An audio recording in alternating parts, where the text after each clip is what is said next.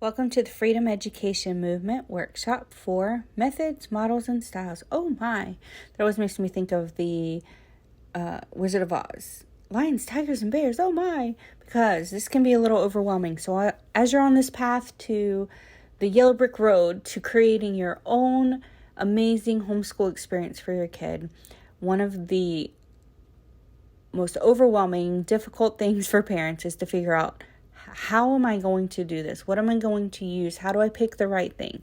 So the methods, models, and styles is just going to be a basic overview that's going to kind of cover that. Again, it's very basic simply because it is so in-depth. So if you want to join the Facebook group, we have lots of resources there. I'll be doing some more help there. There's also coaching that's available. But this should help get you started in the right direction so that you feel confident that you understand what the methods, models, and styles are when you're trying to decide how to do your homeschool. So let's jump right in. All right, so methods, models, and styles. What does that mean, or what am I referring to?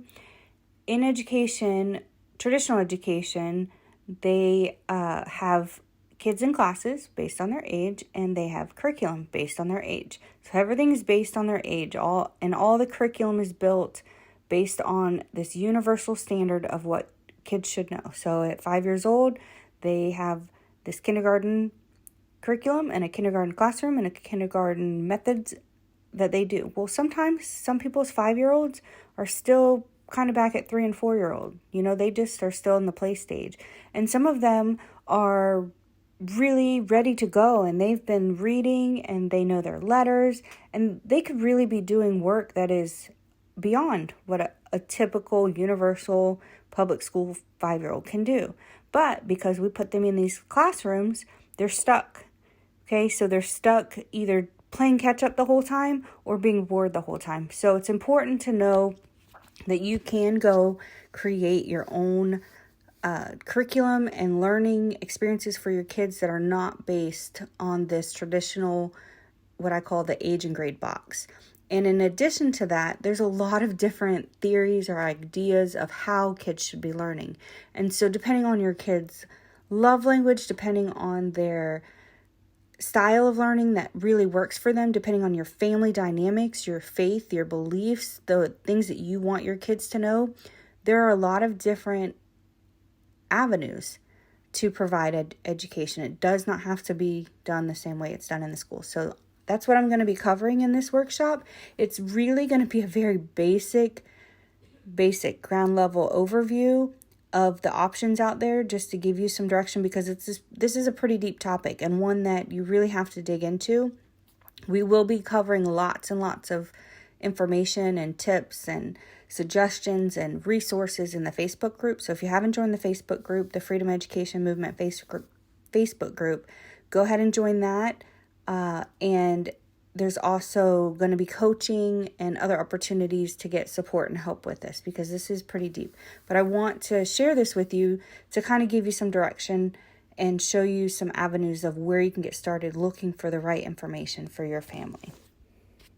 So, as you can see, I believe that if we break free of the boxed in grade levels and age, I call them that, those age and grade boxes, then we can begin to open the door for our kids. We can give them new opportunities. We can give them choices of how and where they're going to excel on their own timeline that works for them.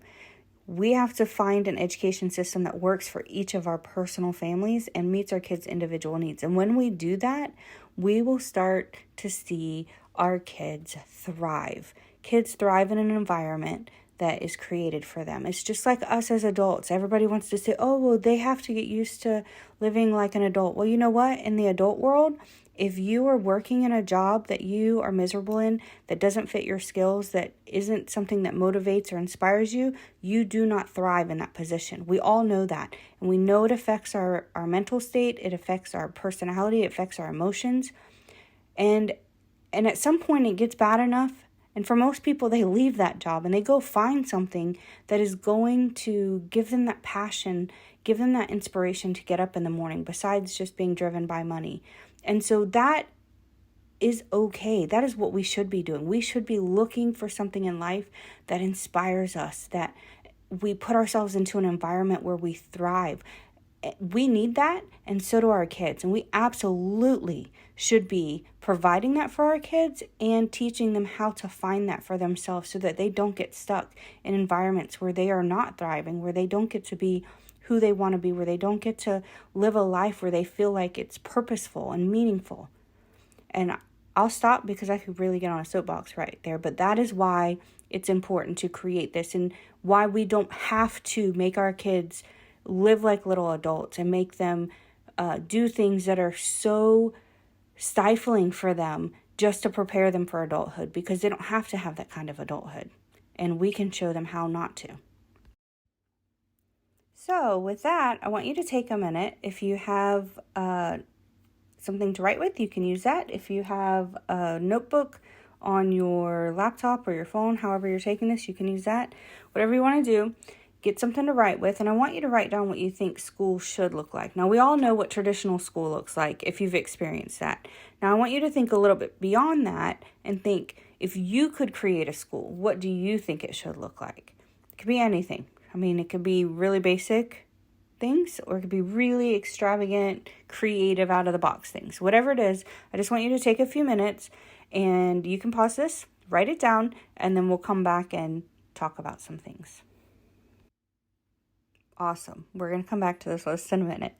So let's go over what tradition says school should look like. So tradition says we need to have set times, which is usually way too early in the morning for some of us until later in the afternoon. And it changes from elementary, middle, and high, which is very interesting because they always typically have the elementary kids go really early, and high school as well, and sometimes they flip it. But the data has shown that especially the older kids, the middle school and high school kids, they do better later in the day. But yet we still send them to school in the morning just because that's what fits parent schedules and society schedules. But we have found that kids really work better at different times. And if you have online schools, I know that Florida Virtual did a test one time, and they ran the data in their databases and found that most of their kids did the most work and were most productive like in the middle of the night, from like 10 at night to 1 in the morning. So it was very interesting. But so we have set times for these kids. We have the curriculum based on their age and grade, which I've gone over. We have a uniform growth expectation. So like I said, everybody that's in kindergarten is expected to make the same amount of gains every year. First grade, second grade. When they get to third grade and they take these state tests, they're all supposed to be above a certain score level. And sometimes that's just not possible. And sometimes kids don't start their learning growth or takeoff until later on in their academic career. And that's okay. They don't always have to be ahead of their peers. And sometimes kids are way ahead of their peers, but they're so bored with school that they've just given up and they're not putting any effort into it, even though they are very capable of it. The traditional school has to be very structured. They sit in seats. They have to walk quietly everywhere they go. They have to be like little robotic, obedient little children that don't get to just be kids anymore. A lot of memorization. They memorize tons of facts and information. They don't know why they're memorizing it, other than the fact they've been told they have to pass a test. A lot of the evaluations are based on just the teacher that's in there and their paper and pen.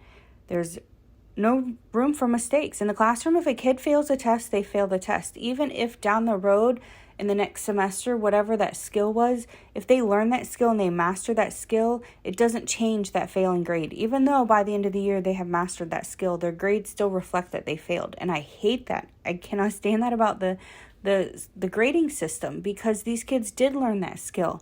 They mastered it, but they still show that they failed at that skill or whatever that was. So there's just really no room for failures. And instead of using failures to build and learn from, they are penalized almost always. It's just a penalty, a failure penalty kind of system.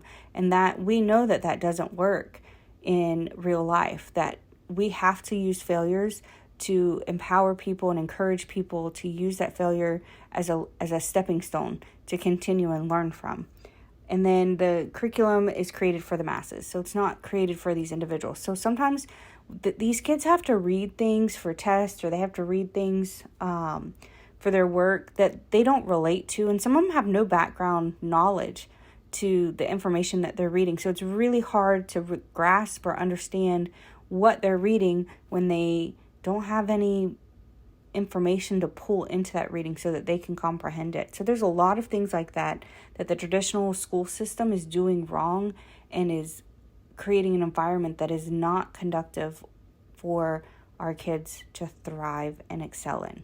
So let's see how untraditional schools should look like. Okay, so you created your list a little while ago, and I'm going to tell you probably everything that you have on there could be something that you could do. That would be great. There's really no wrong way to do this if it's something that is going to empower a kid, if it's something that's going to provide opportunities for our children to explore, to thrive, to feel safe, to feel confident, to empower them. So the great thing about creating an environment that empowers our kids when it comes to their education is that we have the flexibility to do anything. Create whatever you want that you put on your list. Create anytime learning. Check out of the box that makes you think that you have to have your kids doing school 7 hours a day. I'll have more data in the group to back this up, because the workshop, it's just hard to put it in here, but they have already proven that homeschool kids that succeed better than public school kids typically do only a few hours of work a day. Sometimes they don't do anything on some days that would be considered like sit down official schoolwork, but on other days when they're, being more official, it's only 2 or 3 hours. The reason that kids are in school 7 hours is because you have so much time of just trying to manage classroom. Classroom management takes up a lot of time. Moving from one classroom to another for extracurriculars, getting to and from lunch, getting kids settled down, doing bathroom breaks. There's so much that just takes up extra time. It is not 7 hours of constant learning for these kids. So when parents have their kids homeschooling and they're like, I don't have time to do it, you don't have to do 7 hours. I'm telling you, kids in school are not doing 7 hours of learning. They don't need that there, and they don't need that at home. You can create learning based on your child's individual ability, on their individual interest, and you can create growth, monitoring, and expectations based on their individual needs and what you see. You can have so much flexibility. You can have evaluations that are based on self-evaluations. You can have peer evaluations, mentor evaluations. There's a lot of ways that you can monitor your kids' learning. And I actually have Module 6 is about that, measuring momentum, so that I can show you some of the ways that you can evaluate your kid besides just doing paper and pen tests. You can use failures as a growth tool and teach kids how to fail and learn from it. I read something one day, I'll have to find it and share it in the group as well. But it was a girl was sharing a story how every day, instead of asking like how your day was, her dad would say, what'd you fail at today? And so they would talk about what she failed at. And so it taught her that whatever she failed at, she could learn from. I think that's a really, really awesome way of connecting with your kids and teaching them. And then you can, again, do everything that meets your kids' individual needs. We want a life that meets our individual needs. Why wouldn't we want that for our kids?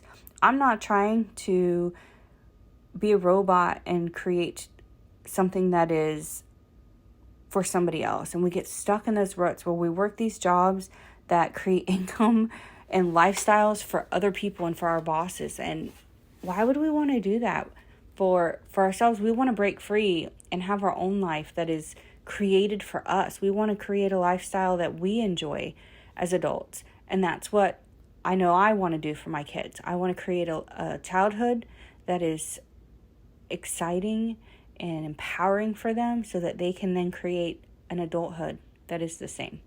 So we can do that. We can do that when we really, really change the way that we view education and the way that we create an educational environment for our kids. So the types of schools that there are is we have our traditional schools, charter schools, private schools, the brick and mortar. We call those brick and mortar schools, where kids go sit in a classroom. You have the online virtual school, and there's kind of two ways you can do this. One, you can have distance learning, which is where a kid is enrolled in online virtual school, but they have a teacher. They follow pretty much a traditional schedule. They're online all day. I don't like that at all. It's really not healthy for their minds, their bodies, anything, to be doing complete virtual all day, every day. And then the best option, of course, that's why you're taking this, is the homeschool, road school, world school, make it your own school is what I say. So however you want to do it, outside of that traditional system, outside of having somebody else determine what your kid is going to learn and how they're going to learn it and what time of day they're going to learn it. So the homeschool, road school, world school is really what this is all about, and teaching you how to do that. So now that you know that you are going to be homeschooling, road schooling, world schooling, whatever it is you're doing, you have to pick a way or a method to present learning. So there's a ton of ways that you can do that.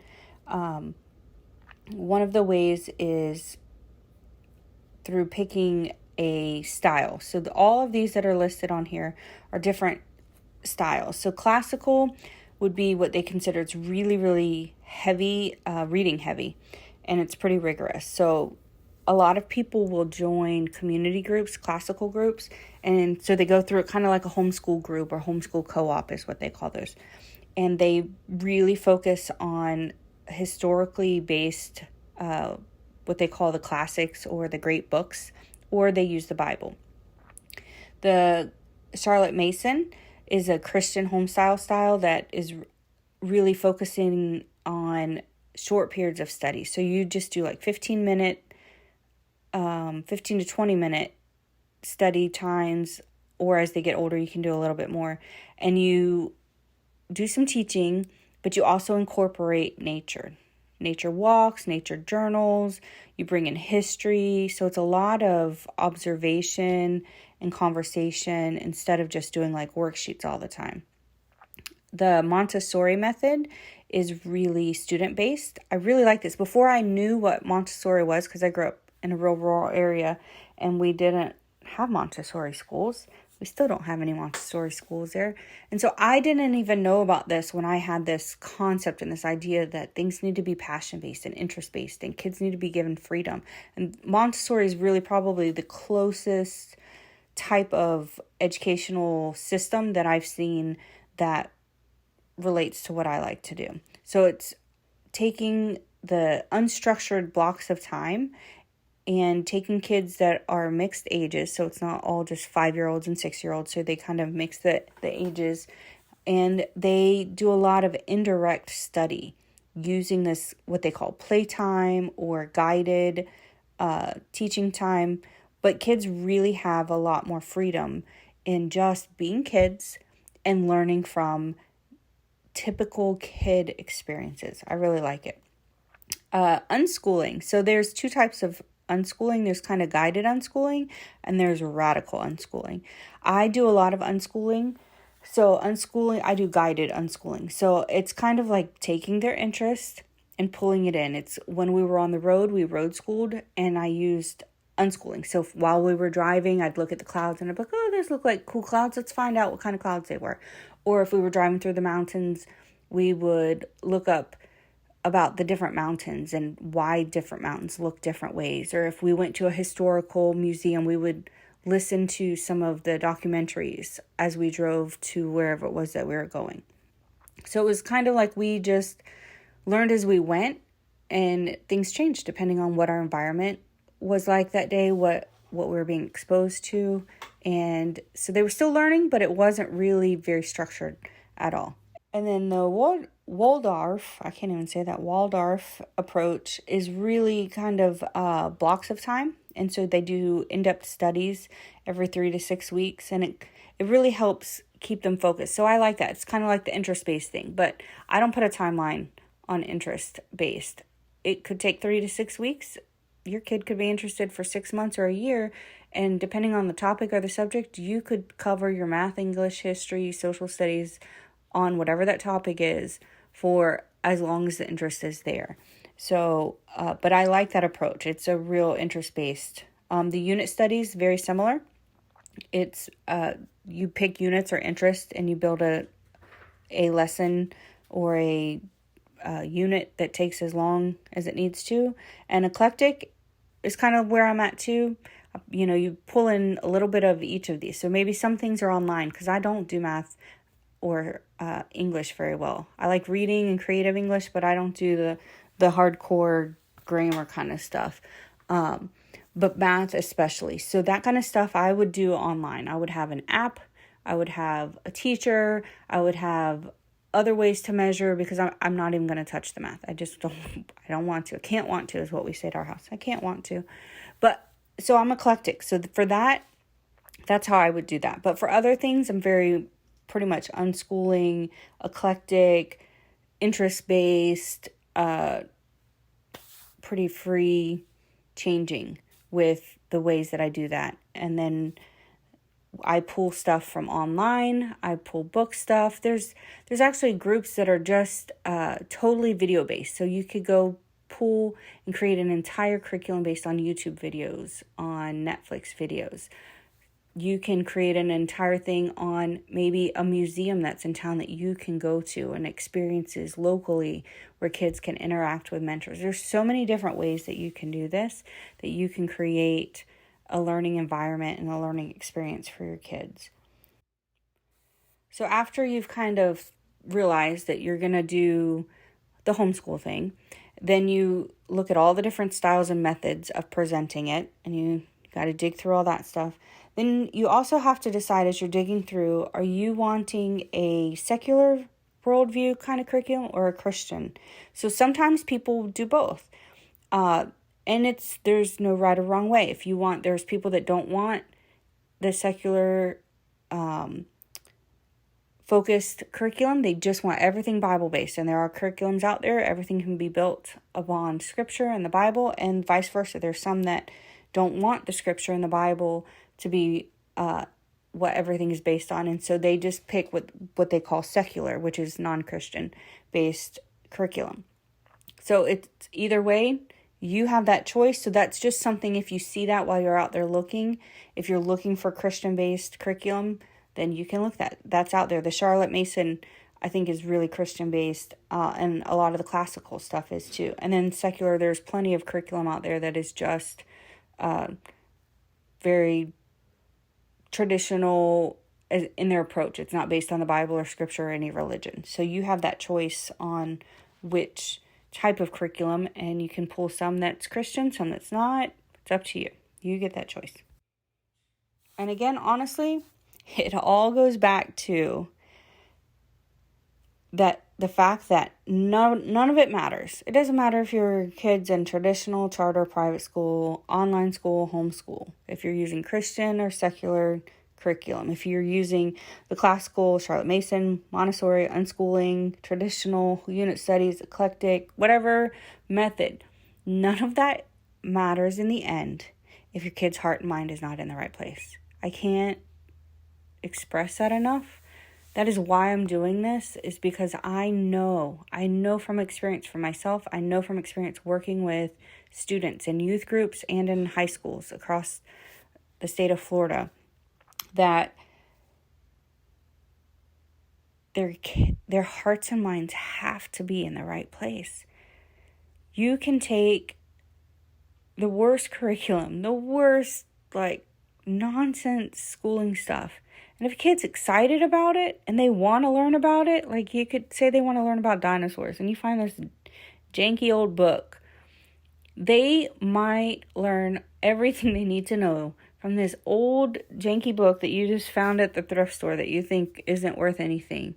And you could have a kid who really is struggling at home. They just have no motivation in life. They have no hope. You just don't even know the things that are going on in their mind. And you could present them with the newest, latest, updated, animated dinosaur curriculum online. And they could fail because they're not where they need to be to connect with that information right now. So no matter what you pick, no matter what you do, always bring in these kids' hearts and minds. Always bring in ways to empower them, to build them up, to help them see who they are, believe in who they are, and have a desire to move forward, goals that they're walking towards. If they don't walk towards anything, they're going to be going in loop-de-loops and going in circles. They got to have a goal. They got to have a vision. The Bible even says that people without vision will perish. Okay, they have to keep moving forward.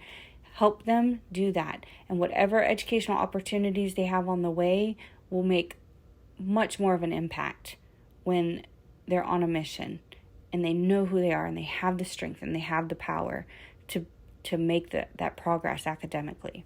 So I just want to encourage you that you've got this. As long as you're working on these kids' hearts and minds, as long as you are doing everything you can to build them up, the educational experience will happen, and they will be okay, and you will make the greatest impact in their life by doing this. So, once you spend time deschooling, remember, use your time deschooling to dig through and figure all this stuff out. You're figuring out the curriculum, the learning path you want to take, how you want to do it. Then you're going to need to create a custom learning experience. And how do you create that? Well, Module 5 is going to tell you, and you want to just go ahead and do this because it kind of meshes up with this workshop here as far as like how do you buy curriculum, how do you decide what to invest in, things like that. So go ahead and jump into Workshop 5, and I'm going to show you how to take the curriculum that you decide you want to do, how to take all this educational methods and styles to create something that is going to work for you, work for your family, and be custom, creative, amazing, and just make your homeschooling experience an awesome experience. So I'll see you in Workshop 5.